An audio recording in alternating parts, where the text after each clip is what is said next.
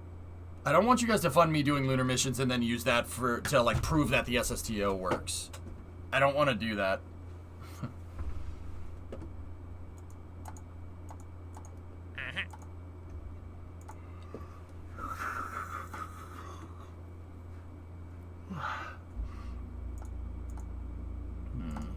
The next flight we need to run is a crew rotation, unless we want the... I set the station rotation timer for 100 days. Maybe we'll get him up there for 150. Let's go 254.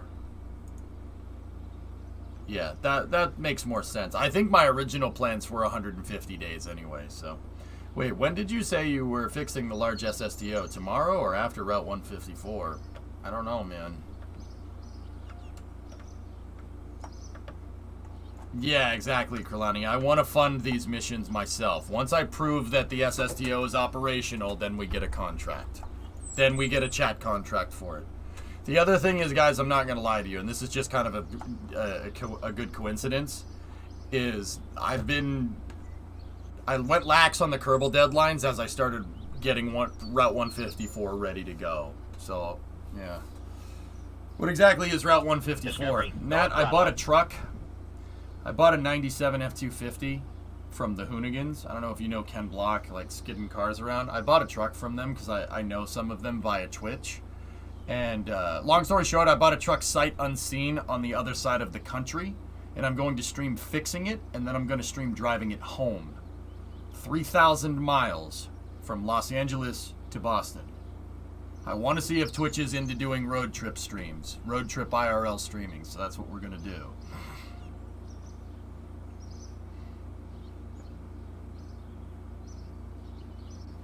Yeah, that's what Route 154 is. It's been a long project it's been a long project to kind of manage. Primo and I have been working on it. Oh, jeez. Rebo and I have basically been working on that thing non-stop since, I don't know, like non-stop, like all of our free time since the beginning of August, getting everything figured out. Is someone producing while you stream? Brimo's going to be there and Drummer is going to do it remotely. Eukerman, you know how Das remotely produces NASA spaceflight footage? Well, Das is helping, Das helped me with the back end of this stuff. And my mods basically can produce from their desks. Taking I-80 most of the way? Maybe. We want to try to take a shot down Route 66, so a little bit of I-40. And then I'm probably going to take 90 home. But, yeah. RTMP type of stuff, that's correct. Do you have the name of the F-250 yet? And do you have future plans for the truck once it gets home? Truck was made in Mexico, 251, so I kind of wanted to call it the F-150. Hoonigan's name for it, excuse my language, this is a proper noun, so it's not a curse. Hoonigan's name for it is the F2 Shitty. It was on their YouTube channel for a long time. If you type Hoonigan Scumbag Labs, yeah, Scumbag, right? Colorful lot they are. No, those are cool. Those guys are cool. Hoonigan guys are cool. The F-250 that they used in Scumbag Labs, yeah, that I bought that exact truck. F-150, yeah, F-2 Swifty, yeah, right? I don't know. Which engine is in it? Double nuts. It's got a 351 Windsor in it and a 5-speed transmission. Truck's manual, dude.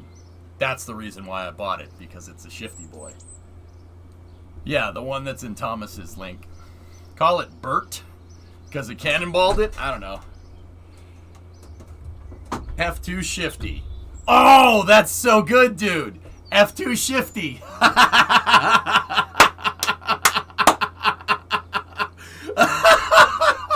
Yes!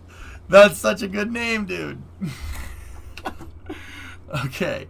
We got a mission for a curve in orbit tomorrow. That's going to almost get us there, dude, if it gets us another 100K.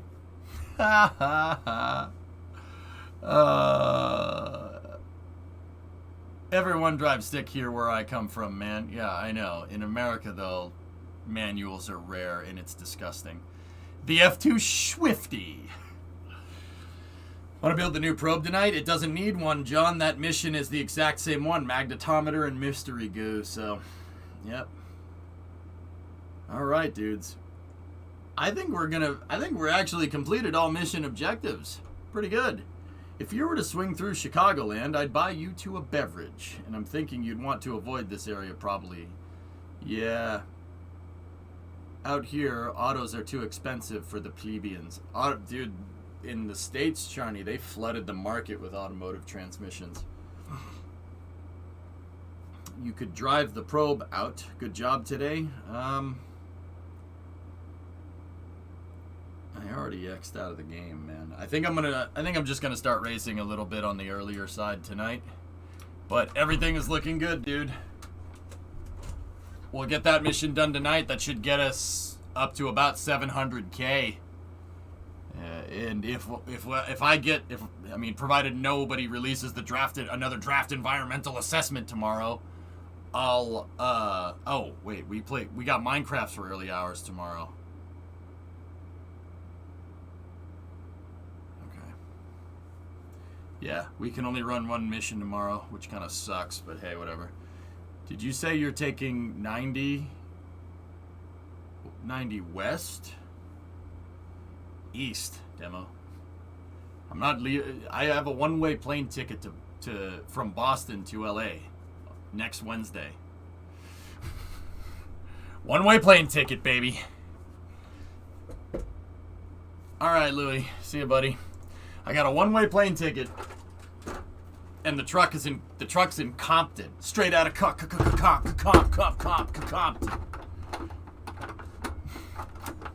I gotta go out there. I gotta buy tools. I gotta buy jack stands. We gotta do this so much, dude. This project's nuts. I love it, dude. It's fun. I always said that, how fun would it be to do a road trip stream, so let's do it. See what happens. And then, so 251, to answer your second question, plans for it after? Just fix it up, and then, I don't know, maybe use that to drive down in Florida, make a streaming rig.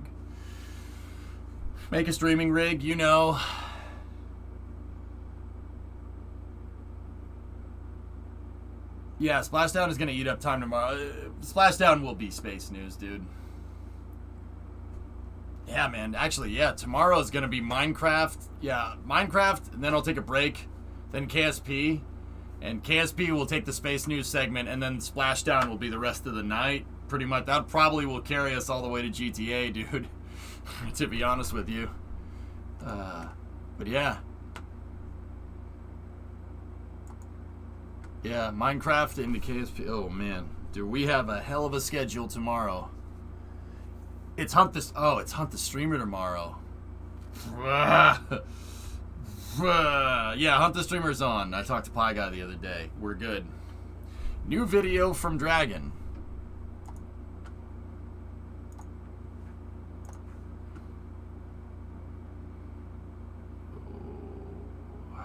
That's pretty cool. I want to see this camera when there's an actual docking port here. Is that bad? When is Splashdown? Coverage starts tomorrow at 6.